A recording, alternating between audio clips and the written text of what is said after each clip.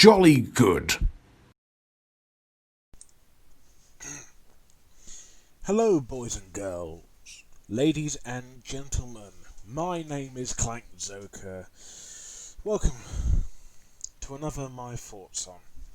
And today I'm going to be talking about Antz. And no, I don't mean ants themselves. I mean the 1998 animated film from DreamWorks. And not just that, it's actually their first animated film. Before Shrek, before Madagascar, before Kung Fu Panda, and the How to Train Your Dragon series, and the somehow overly popular Trolls. This was actually their first film. And this was back when computer animation actually started to become even bigger and bigger thanks to Pixar with Toy Story. Speaking of Pixar, this actually came out with... I think this came out within the same year because Toy Story came out in 1995 and the sequel, Toy Story 2, actually came out on the day I was born, which was 1999. So I think A Bug's Life came out a year before that. So this and Antz came out in the same year. And I'm sure you've all heard the whole which film came out first, or technically which film did it better, this or Antz. Well, Bug's Life or Antz. It's kind of like how Book of Life is to Coco, or Megamind is to Despicable Me. There are films that are going to be very, very similar with themes and ideas, but it just kind of depends on which film did it better, or which film came out first that presented these ideas better. So it's actually kind of like Chicken Run, not only because it's actually one of the first DreamWorks films. This is a film I actually haven't watched in a very long time. Last time I think it was on BBC One, I think. And I just remember thinking it was like fine. There was no Shrek or dragons, but it was fine. However, I think the early DreamWorks films are still pretty damn good. Most of them are quite adult, funny, they have good themes and lessons. The animation may not be too great, but at least they have style. With the exception of Chicken Run, because that's collaboration with Aardman, DreamWorks actually started off pretty good, actually. There's this film, and you've got Shrek, but before that there was The Road to El Dorado, a film that I've yet to see. The brilliant, underrated Prince of Egypt, which I really liked. And then there's Sinbad with Brad Pitt, which I haven't seen yet. So, in a way, I think DreamWorks did kind of start off quite strong, and whether that is still a thing is debatable. I mean, don't get me wrong, I love Shrek, at least the first two films. Kung Fu Panda, I like all three Kung Fu Panda films. How to Train Your Dragon, I love. Madagascar, I really enjoyed. DreamWorks is one of those companies where you either like them or you have mixed feelings for them. Again, Trolls is not the Trolls series is a film series that I personally don't like, and there was a point where they just make kids films, which is fine, and family films, which is also fine, but I don't know, I think that earlier films are actually just more mature, mostly, anyways, and actually more adult than you realise, and Antz actually falls into both categories. So, with that said, what is Antz about? It's about an ant. Ant.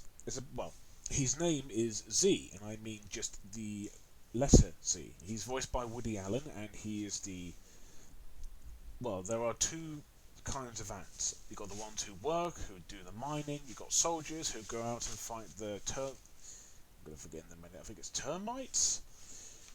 Under the order of General Mandeville, voiced by Gene Hackman. However, Z actually doesn't want to follow orders because he feels like he's an outcast from the rest, and all he wants is just to have a little bit of freedom. And he kind of Gets a little bit of luck and a bit of love, I suppose, with the princess, Princess Bala, voiced by Sharon Stone. However, he's got told from someone that there is a world out there with no rules and no orders called Insectopia, where there's food and everything they can ask for. So Z and the princess, after a misunderstanding and a bit of a coincidence, leave the colony and they head out for freedom. At the same time, Mandabelle and his second-in-command Cutter, voiced by, and I kid you not, Christopher Walken. They both have got, well, at least General Mandabelle has a plan for the rest of the colony, while Cutter follows orders. Oh, and then there's an ant named Weaver, who's voiced by Sylvester Stallone, and I think there's another ant, I believe, voiced by Jennifer Lopez, who have a thing. Yeah. So, describing this film compared to the other DreamWorks films, it sounds simple, and yeah, it is simple, but when you watch it, it's actually a lot different from your average kid-friendly poop jokes, pop culture reference animated DreamWorks film. First off, the story of the film is kind of like the whole, like underdog hero who seems like a loser and a bit of a weirdo, but he turns out to be the hero, and the princess seems to be one, and, well, he's going to marry someone that she doesn't like, and it turns out the person that she's going to marry is actually a crazy, villainous lunatic, and that's not a spoiler. Pretty much Mandabelle is the villain of the film who acts more like the very, villainous Sergeant Soldier character who believes more of order than it is about freedom or anything like that. You got the Queen as well, who's the mother of Bala as well. You've got Weaver, who's like the very tough guy best friend of Z. And then you've got the story. The story's actually really well told, and it actually brings in a few elements of uniqueness to it. Like, I like the idea that this film is actually about this character trying to about Z trying to express his freedom, but at the end of the day, there is something going on, and he has to try and save the day. And this also goes along with the whole two characters who do not get along at first, but later they become friends, or in this case, love interests. And for a film that's pretty much an hour and 24 minutes, it does manage to execute all of that perfectly. Sure, the film does feel a bit rushed, but it's because you're having fun. And I wouldn't call this a kids' film per se. Family film is slightly debatable because, like Thunderpants, this is one of those films where it really does push hard on the profanity. There's characters who say hell, damn, God, and even freaking Weaver says bitchin'. The way he says it sounds like he's just saying it quietly so no one hears it, but clearly he is saying bitchin'. And I know some people are like, oh, animated films shouldn't have profanity, and, well, no, if it's for kids, not really. You can have a little bit, but not too much, but personally, I actually don't mind when films actually have a very dark and passive-aggressive, and even a very adult tone to it. I don't mind when family films have, like, oh my god, or what the hell, or damn it, or damn, or even a freaking shit or bitch. I don't mind that. It's like how freaking Casper was, because you remember there was like a B word in Casper, and they somehow, how the hell did they get away with stuff like that? I actually don't mind it that much. I think a good chunk of these, like, what's supposed to be family films has somehow got away with using more profanity than ever. I mean, with films like Sausage Party, because it's actually an adult animated film. And Anomalisa too, because, they're actually meant for adults. Antz is supposed to be for children, but I guess it's more like for teenagers than it is for kids. I wouldn't advise kids to watch it. I guess parents should actually just watch it with them, just in case. The comedy is actually not your typical slapsticky, over-the-top, annoying humour. It's actually very It's very slow, very calm, and it actually comes from the character's personality. Like Z is very, he stutters a lot, and he talks like a real tough, like a little wise guy, and and sometimes he feels a bit insecure. You know, yeah. Well, you know, worst Woody Allen impression ever.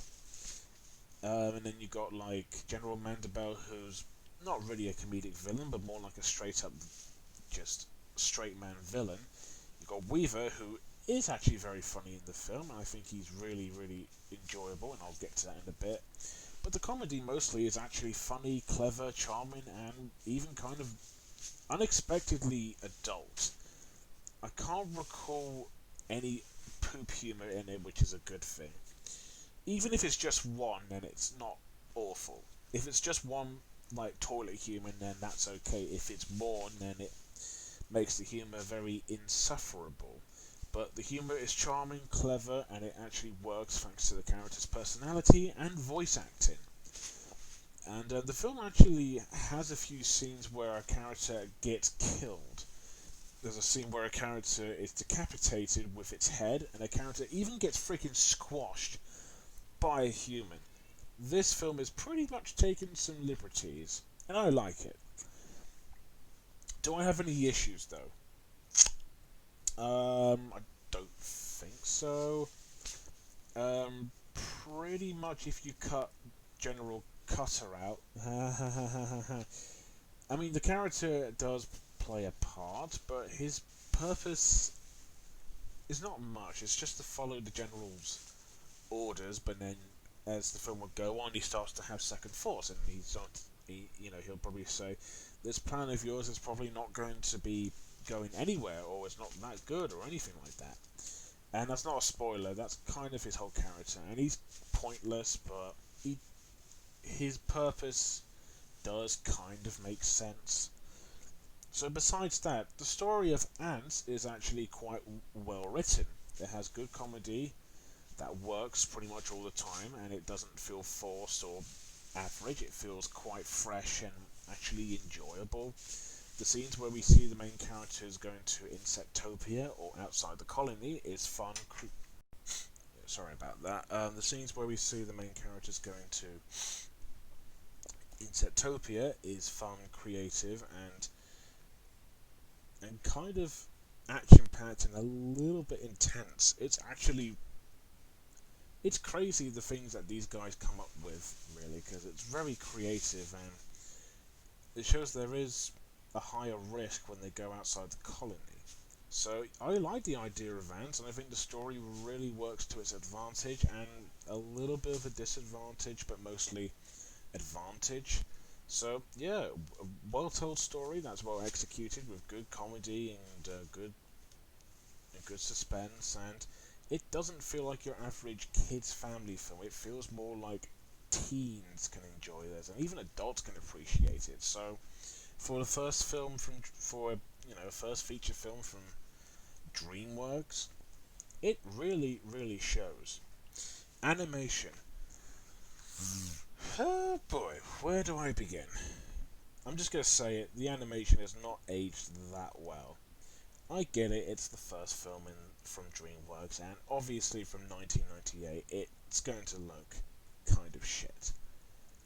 I get that. Toy Story, to its credit, although it looks dated, it was the first film ever from Pixar and the first film in computer animation. So you have to give them credit for at least pushing the boundaries of animation and giving the media at least a new look than just 2D or cartoons.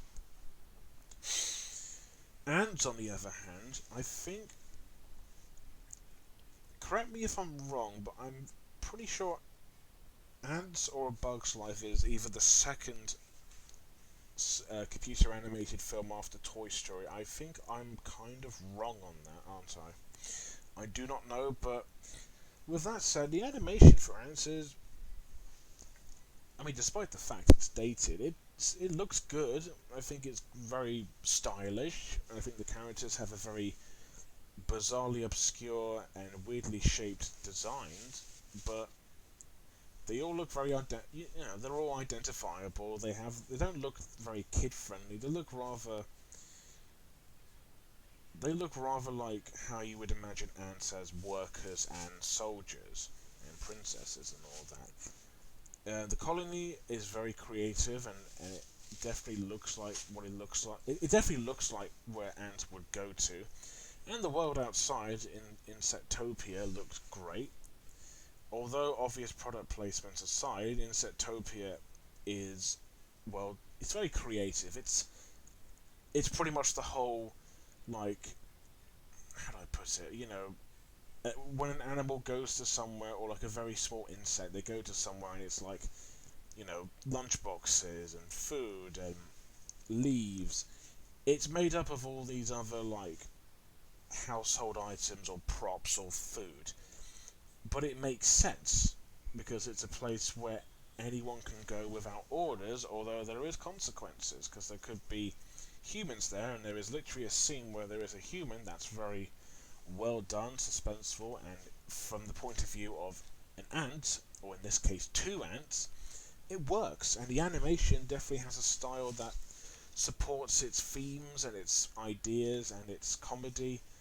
It works, but the problem is that the rendering and its really dated look doesn't help at all, but it does get a big pass for at least looking different. And if you're wondering which film looks better, Antz or A Bug's Life?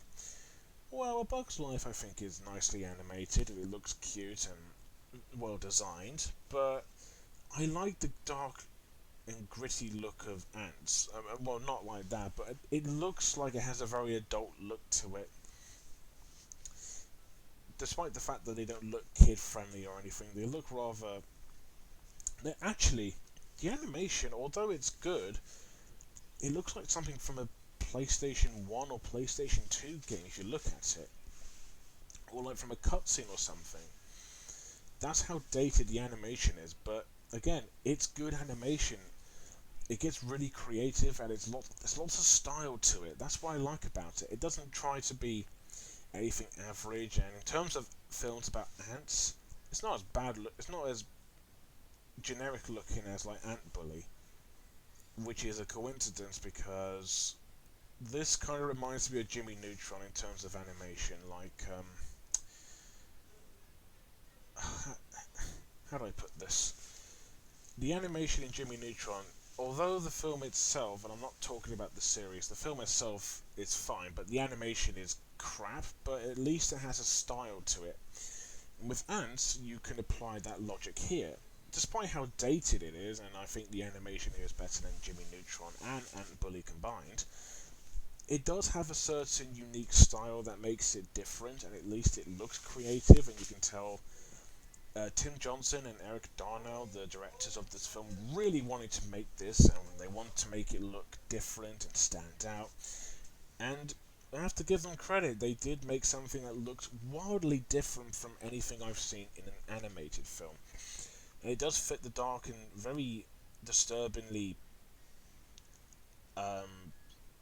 wild tones in the film, and I think it works. Despite how dated it is, the animation can still make a good colony out of its ants. Characters and acting. The characters I thought were likeable, very memorable surprisingly, and they have unique personalities. Z is the underdog, he's the protagonist, and he's the one who's in love with Princess Bala. He's a bit shy, a bit awkward, and a bit down on his luck. He's like Charlie Brown, except as an ant. And he was quite endearing and funny. He didn't try too hard. He was like... I'll get to that in a minute, but he was likeable, and he did have a point to the film as well, and he was pretty endearing.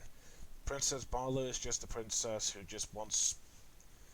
doesn't really want to marry the villain, and he just kind of wants to just have a little bit of fun and freedom, and then she gets tagged along in Z's little mess, and obviously the chemistry is not exactly perfect, but pretty amusing, funny, and actually cute. Weaver is the comic relief, and the best friend,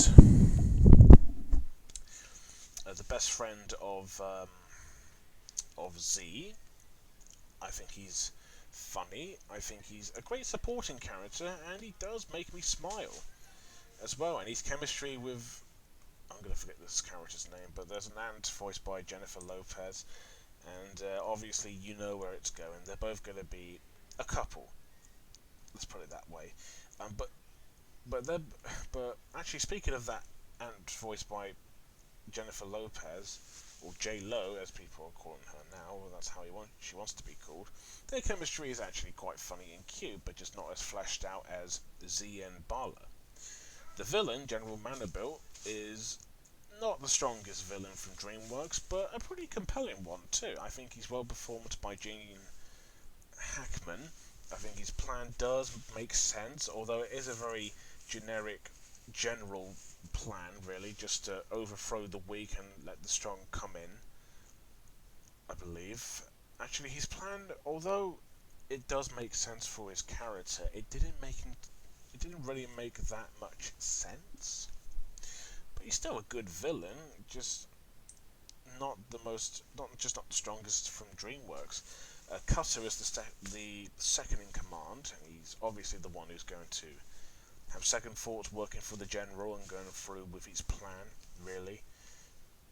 And then the other characters, you've got there's two. I think there's two wasps. I think. One is I think you got one voiced by Dan Aykroyd. His name's Chip, and I think the other one's called Muffy. Oh, and then there's a soldier who briefly helps Z, voiced by Danny Glover.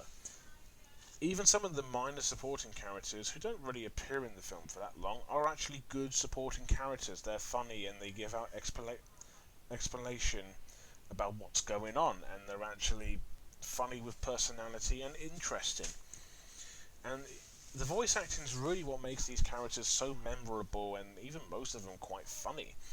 Woody Allen is very stuttering. He's like Jesse Eisenberg and Michael Cera, and just how awkward, shy, and just kind of nerdy he is, I guess. I thought he really fits the character as Z quite well, and I can say the same about Sharon Stone as Bala as well. She's very snarky. She's treated like a princess, and she's expected to be rescued. But their chemistry and their voice performances, when they both work well together, is really charming and fun to watch. And Sylvester Stallone, as an actor, I think he's overrated, but he's pretty damn good here. He's actually kind of unrecognizable at the time, because he sounds a lot like... But here, he sounds almost like freaking... Because throughout the film, I knew that was his voice, but I was like, he sounded like another actor that I knew. He sounded like H. John Benjamin from Bob's Burgers a little bit, actually. Not going to lie. Other actors like Christopher Walken, Dan Aykroyd, Jane Curtin, Gene Hackman, Jennifer Lopez, Danny Glover, they all do great, and they actually give these characters personality and a recognizable voice. So genuinely, I think all the characters are really well, most of them are quite fleshed out, and some of them are good supporting characters with some terrific voice acting. These characters are more than just ants, they are free. Like freedom. I don't know. On a side note, the score by, and I really am not joking here, Harry Gregson William, or is it Williams, I do not know, and John Powell, you heard me, is really damn good. And keep in mind, they did actually do the score. They did a score for Chicken Run. I think 2 years, or was it 3 years? Because Chicken Run came out in 2000. 3 or 2 years after Antz. And I can see why they're both so good together. Individually, they're both amazing, but together it's like powerhouse, And this and the music here from them is really good, very dramatic, very sweet, very nice. It really shows when two talented composers can work well together to make one big epic score. Although I think the score for Chicken Run was better, I do like this score, especially the colony theme. And if you haven't heard of the theme, look it up and listen to it. It's very it's very epic and big compared to a lot of movie animated scores. It's really good. Well, I guess I was wrong. Antz actually wasn't as bad as I thought. I mean, when I watched it the first time, I thought it was just, I thought it was okay, but after watching it recently, actually, it's pretty damn good. And I personally think it's not the strongest DreamWorks animated film, but I think it's probably one of the better ones out there. It has a good story, it has a good concept that actually does work well together with good themes, adult themes and profanity. While I not something I would expect in an animated film, but it does work for what it's trying to go with. The animation, while pretty much dated, it's still good with nice style and lots of create and a very inventive and imaginative and creative environment. All the characters are memorable with good comedy and good depth sometimes, and they're very well fleshed out. The voice acting is terrific, along with pretty good directing and an amazing score by William and Powell. If you haven't seen Antz, I do recommend you watch it. It's actually pretty underrated when you think about it. I mean, compared to Shrek, Shrek's like the Toy Story of DreamWorks, and like freaking Antz is like, I guess, Ratatouille when you think about it. Although I like Shrek more, Antz is pretty great actually. And comparing this to Chicken Run, because that has Powell and William as the two composers, or was it whatever. That's tricky because I think both films are legit great. I'm gonna say Antz because I thought, unlike Rocky, I think Z is a pretty well fleshed out male lead. I mean, I like Rocky and everything, but I think Z just kind of works better. So, if you haven't seen Antz, I recommend it if you're a big DreamWorks fan, and if you haven't heard of this film at all, I do recommend it. It's not exactly like your average animated film. It's not bright and colourful. I mean, it's bright but not colourful. It's very like it's very mundane and average looking in terms of colour, and it looks more. It does have a bit of a passive aggressive and dark tone to it, really, but that's what makes the film stand out, and that's what makes it great. So yeah, I do recommend this, and if kids are going to watch it, I'd recommend parents you watch it with them, and if they ask questions about why Sylvester Stallone said the B word, you can just say to them, "I'll tell you when you're older" or something. Rating. I think I'm trying to think. Did I give Chicken Run an 8.8? With Antz, I'm going to say a a 9 out of 10. It's not as amazing as the Dragon films or the first two Shreks, but I will take this over Home, Boss Baby, the two Trolls films, B Movie, Shrek the Third, Shrek Forever After. Definitely Shark Tale. This film is way better than like a good 50 to maybe 60% of the DreamWorks films. And I wouldn't mind buying this on DVD because I would love to see the behind the scenes of this film because it would be so fascinating. So yeah, 9 out of 10. I really enjoyed Antz. Despite being short and a bit dated, it's still a pretty damn good film. So yeah, Antz. I'm actually really enjoying these DreamWorks films because some of them, when I watched them when I was quite young, I never really thought that much of them, but after rewatching them, I'm like, yeah, there are a few that actually are really good, except for Shrek the Third and maybe Home, which is also directed by Tim Johnson, coincidentally. But yeah, do watch Antz. It's really good. So what am I going to do next? Well, tomorrow, if I have time, I will probably do Horse and His a Who, which is third, the third animated film from Blue Sky, and the first animated Dr. Seuss film. But It's also the third theatrically released Dr. Seuss film. Also, I've already done the two Grinch films, the Ron Howard one and the Illumination one, so like Antz, why not revisit this one? Or rewatch it, I suppose. So I'll be doing that tomorrow. And yeah, what do you guys think of Antz? I'm really curious. Is it your favourite DreamWorks film? Is it not that good? Is it the worst? What do you think? Let me know below. Is it good, bad, decent? Do you want to see it? Let me know below. And as always, thank you guys for watching. Don't forget to like, comment, and most importantly, subscribe. And until next time, bye for now.